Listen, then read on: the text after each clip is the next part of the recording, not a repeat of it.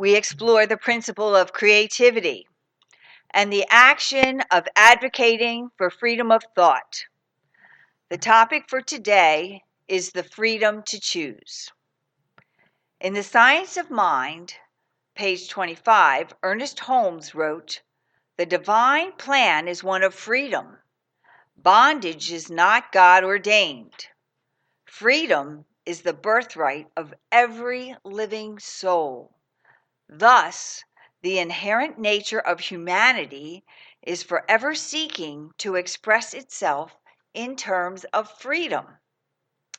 New Thought author Dennis Merritt Jones wrote in his book, The Art of Being, on page 16, "Life really is a stream into which we pour our beliefs, and all of those who come after us will be the direct beneficiaries of what we believe. The great thing is that with this awareness comes choice.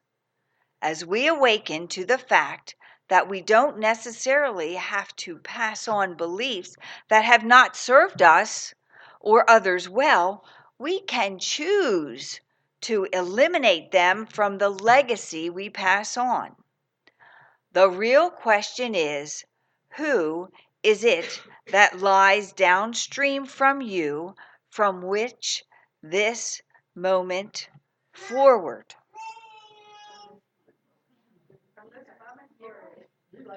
It's never too late to change your legacy and gifts to future generations. Let us now leave a legacy of good for the future generations by pouring this belief into the stream of life. Affirm out loud with me. I am a center of divine operation, an outlet for the creative power of the divine, given the freedom of choice. I therefore choose to speak with authority, knowing my word is the power of creation unfolding. I intentionally participate in co-creating a world that works for me and for all beings, and so it is."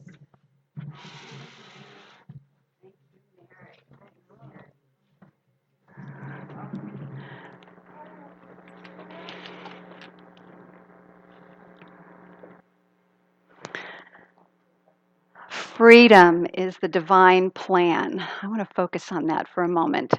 And the idea that bondage is not ordained. Bondage is not ordained. So when we're talking about freedom and bondage, there's bondage on the level that we think of in the world of effects, where people are placed in situations where they're confined, like prison or whatever, where they don't have the freedom to move about that they would like.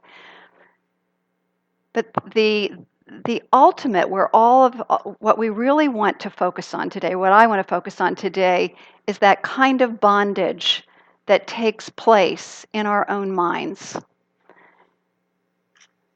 Limited ideas of who we are, false ideas of who other people are as well as ourselves, and false ideas of the way that life works.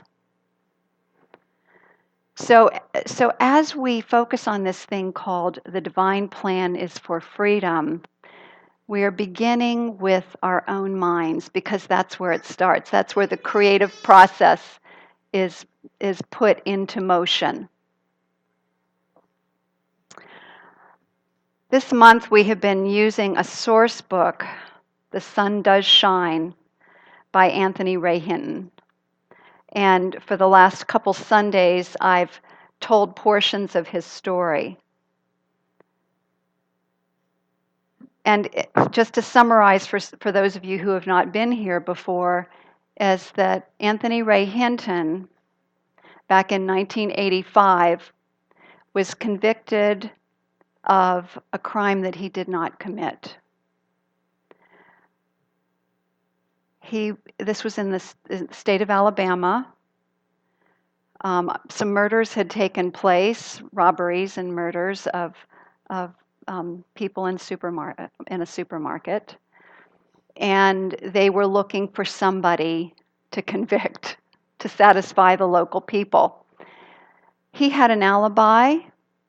He was working in a lockdown facility with other people who could vouch for the fact that he was there. He had alibis during the time that the murder took place.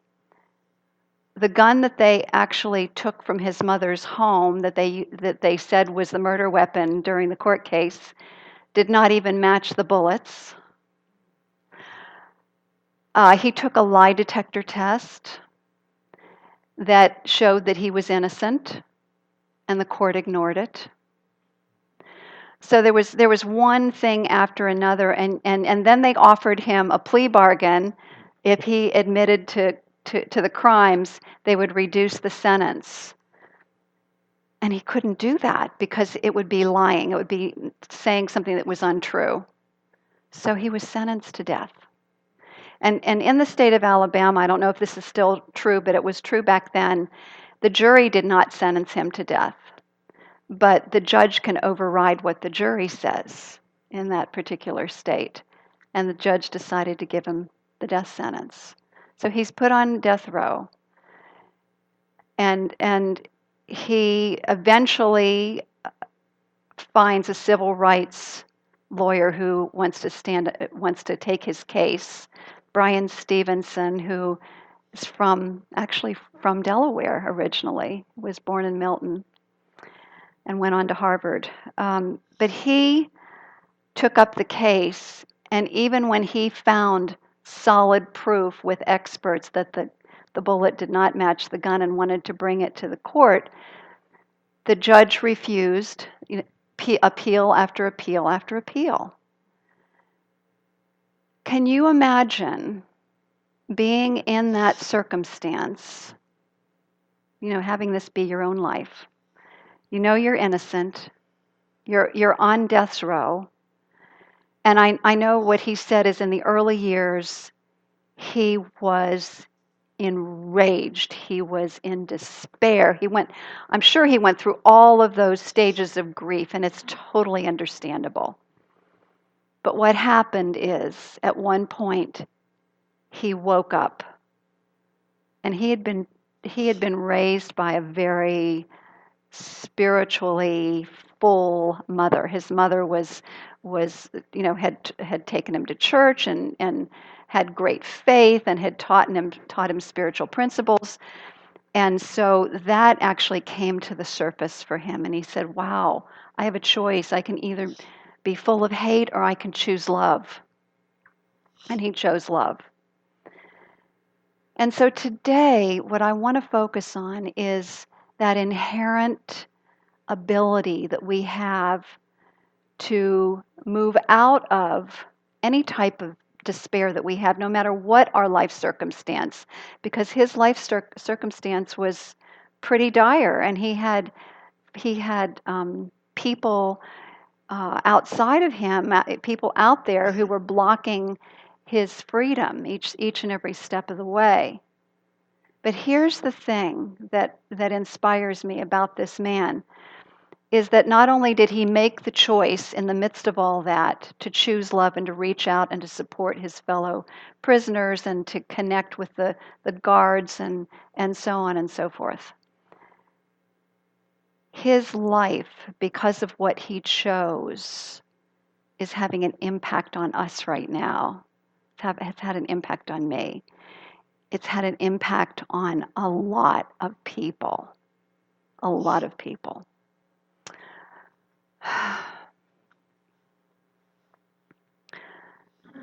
So freeing our minds from the bondage of untruth. That's what I want to focus on. And so I want to get very clear with all of you. It was not, do not believe, it was God's plan that he be incarcerated for something that he didn't commit. I believe because we are given freedom of choice as human beings, that some can choose untruth, and maybe not even consciously, but To me, it was the false patterns of belief held in the minds of those who handled his case and those who convicted him that led to his situation. And the beauty of it is his own choices led to his eventual freedom and being released. It's just such a great reminder that no matter what the circumstances are in our lives, we have this amazing creative power within us that can transform the most horrendous situations into something beautiful. And that's exactly what he did. He first of all went right back to the truth himself. He reminded himself of the truth of who he was. He was a child of God. He is a child of God. And he reread his Bible. He went through all of what he'd been taught when he was younger, that, God is for us, the universe is for us, however you want to put that in your own words.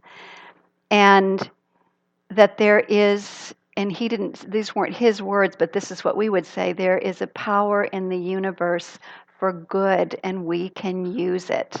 We can use that with our own thoughts and our own minds. So the moment that he chose to move from the bondage of untruth, being caught up in the drama and the despair of it, and he stepped into the realm of truth in his own mind and his own thinking, that was a huge moment of shift that took place. And I was thinking about that beautiful quote about how we pour our beliefs into the stream of life. And he began pouring beliefs in the good and the true and the beautiful and the presence of love to reign supreme over fear and doubt and hatred.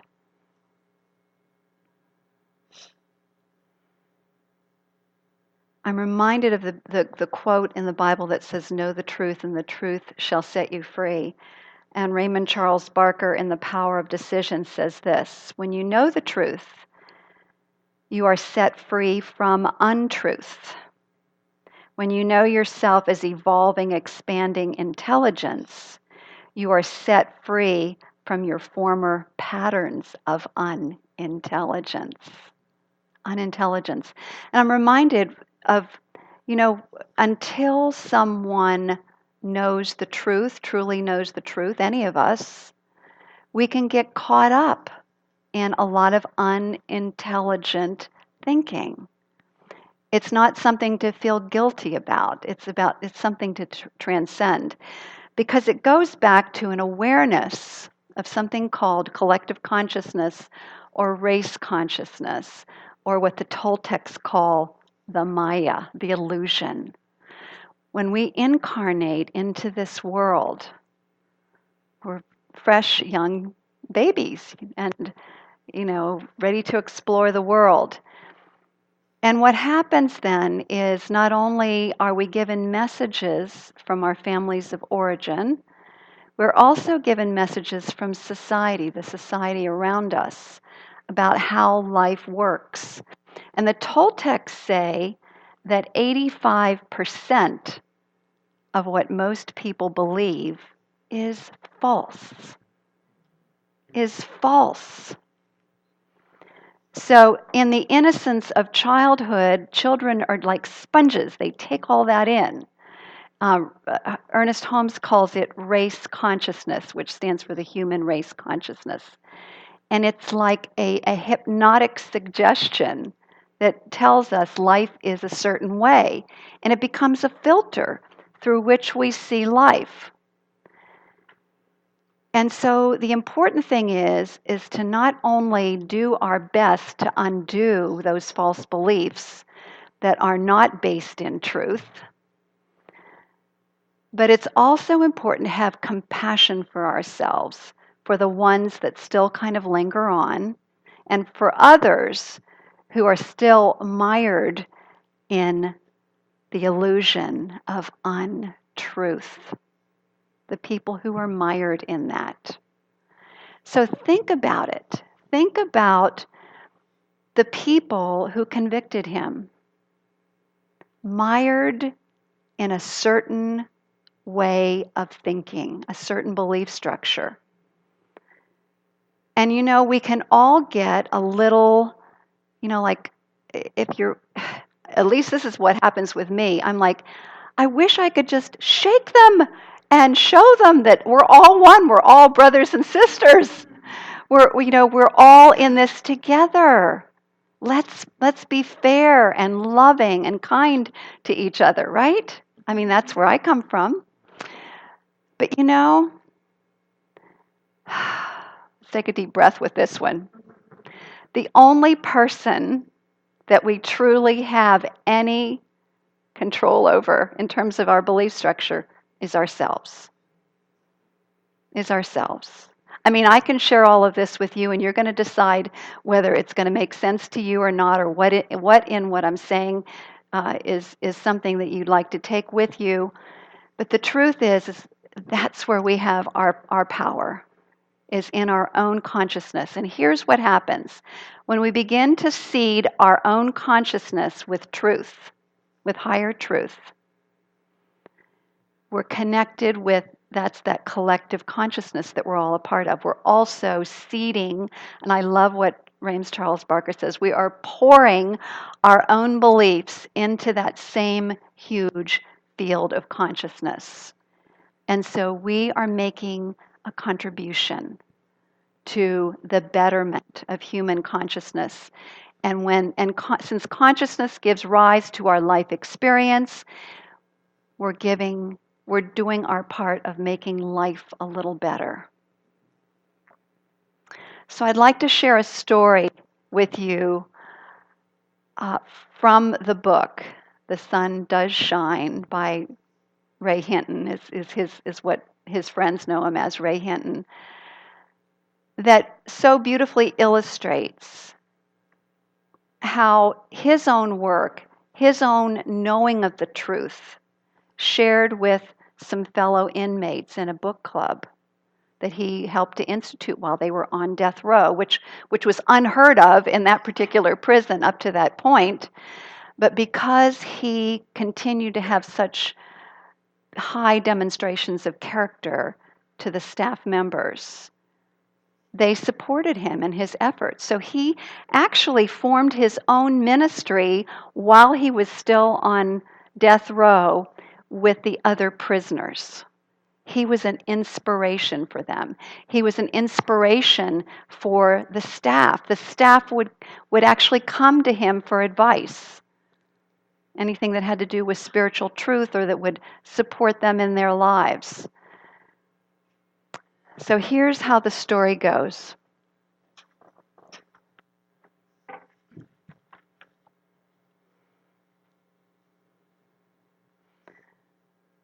Ray was given permission, first of all, to and the prisoners through his initiative to receive books, great literature that was recommended by Ray. He kind of had some knowing of it, and I'm sure others gave him suggestions. And he was in really close contact with his best friend Lester and his wife, and had input from them on how to run a book group and what kinds of literature to choose.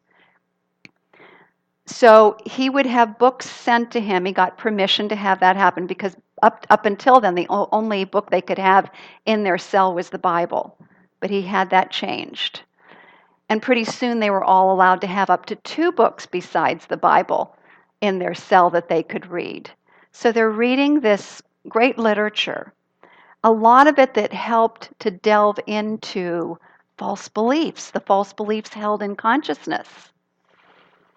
And one such book had a passage in it that Henry, one of the members in the book group, they would actually gather in the local library, and the guards would stand outside while they had their 1-hour session. And keep this in mind, they each had to sit at a different table, and they each had to They were given the instructions, you may not get up out of your chair. And the moment you do, the book, it's over. And you may not get into a fight with each other, and there were a lot of ground rules that were set forth. So here they are, these 6 men, led by Ray, having a book discussion in a library, in a prison, all of these men on death row. One man by the name of Henry shares what his favorite passage is. And it's a passage that's about, or let's say not his favorite, but the one that really caused him to think deeply. The passage was about a young man whose father, a young black man, whose father had taught him to hate white people because of the kind of treatment that he'd received in the South. And to which Henry replied, "Isn't it horrible how fathers will sometimes teach hatred to their sons?" He was really moved by that. And what you don't know about Henry is that Henry is known as the last man to lynch a black man, a white man who lynched a black man was put on death row because of that incident. Henry was touched by this story. And they moved into discussion, and he was talking about, his own, you could see his own shame about being taught to hate black people and what had happened from that, and his regret and his desire to be different. And the others, my understanding was there were 2 white men and 4 black men that were in this book club. One of the things that Ray said was that, I'm going to read it because it's really profound. I think let me just do that. So anyway,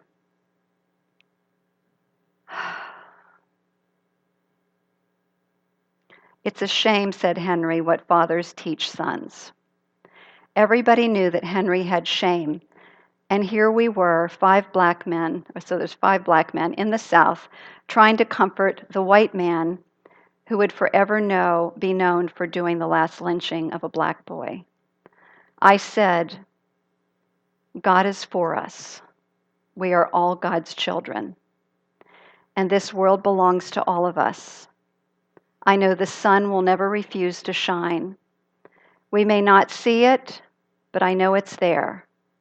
I'm not going to have hate in my heart. I spent some dark years here with nothing but hate in my heart. I can't live like that. My mama didn't raise me to hate. And I'm sorry for anyone who was taught to hate instead of love, to fight instead of help. I'm sorry for that and for anyone in this room who feels shame for what they were taught." I looked at Henry. God knows what's in each man's heart. What someone did or didn't do is between a man and God and is none of anyone else's business. Everyone nodded, and I could see that the guard walking up was ready to unlock the door. Book club had been a success. We had spent an hour talking about something that mattered. "Someday, when I get out of here, you know what I'm going to do?" he asked the others, and they said, "No, Ray, what are you going to do?" He said, "I'm going to tell the world about how there were men in here that mattered, that cared about each other and the world, and that they were learning how to look at things differently." Talk about pouring in spiritual truth and the effect that it has on consciousness. Ray talked about how the lives of souls were saved or put in a new direction, a new healthy direction, even though these men may not have made it out of death's row. But we know, I know that all of our souls live on, and so the transformation that took place is not only supporting those individuals, but look who else it's supporting. The story is being told not only to us here today, but all the people who read the book, all the people who watched the Oprah shows where he was interviewed, and 60 Minutes, and all of those. And he's a speaker now. He goes around and speaks. He was hired by the civil rights organization that helped to free him. He goes all over the world and shares his story. He shares why the death penalty has got to be eliminated. There are too many innocent people. First of all, it's inhumane, but there are too many innocent people that are killed. He used the words killed on death row, such as may have happened to him. And he talks about social justice reform. But what he's doing on a larger scale is he's getting the message out of the kinds of things that take place in the social justice system that must be transformed.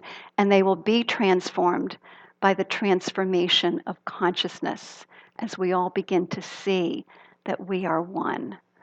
I want to share too that this particular photo, when Janine Antoine, many of you know, who comes to our center, she's busy this summer. They have a boat, I understand, but this is her husband, Jason. And when she listened to my talk, she was excited and she shared this photo of Jason, who is a lawyer. So he obviously spoke at some lawyers' conference. Met him. So think of the people who are being affected by this. And so I want all of you to know that what you do each and every day matters. There are many, many people that you touch each and every day in your workplace, with your friendships, with your family, whatever it is that you're involved in. You do matter. And what you pour into the collective consciousness matters. It may seem like it's very small compared to the 8 billion people that are on the planet, but it does make a difference because more and more and more of us are catching a whiff of what this means to live in oneness consciousness. Let's go within and pray. So knowing in this moment, right here and right now, that there is only one life, ultimately. There is one life, one source, one presence, one power that I call God. That life is omnipresence itself, omnipotence itself, omniscience itself. It is present everywhere in its fullness. So right here where I am is the fullness of the divine. Right where everyone is in this room is the fullness of the divine. And we live, move, and have our being in it, and it is us. We are that presence individualized. We are that love, that peace, that joy, that creative power individualized. Our thoughts are creative.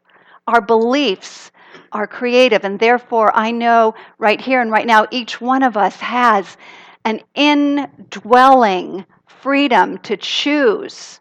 And knowing that we are awake, aware, and full of the truth of oneness, the truth of our part in co-creating heaven on earth, I am knowing that all of us are awakening more fully than ever before to our ability to pour beliefs of love and peace and joy and goodwill and harmony into the stream of life each and every day through our thoughts, through our words, and through our actions. I am so grateful for the willingness of this community to embrace such a high and holy mission of being the presence of love, co-creating heaven on earth, and a world that works for everyone. I'm so grateful that we are the ambassadors of love on this planet. And I know that from this moment forward, I am more committed than ever to being an emissary of love. And I know that that spark, that divine spark in each one of us, carries us forward into being freer, fuller, more expanded expressions of the divine that we are in truth. And I am so excited about that. I am so grateful for that. I am so thrilled about that. And I release this word into the universal law of mind, knowing that creative medium, that stream of life, always says yes. And so we say yes, and so it is.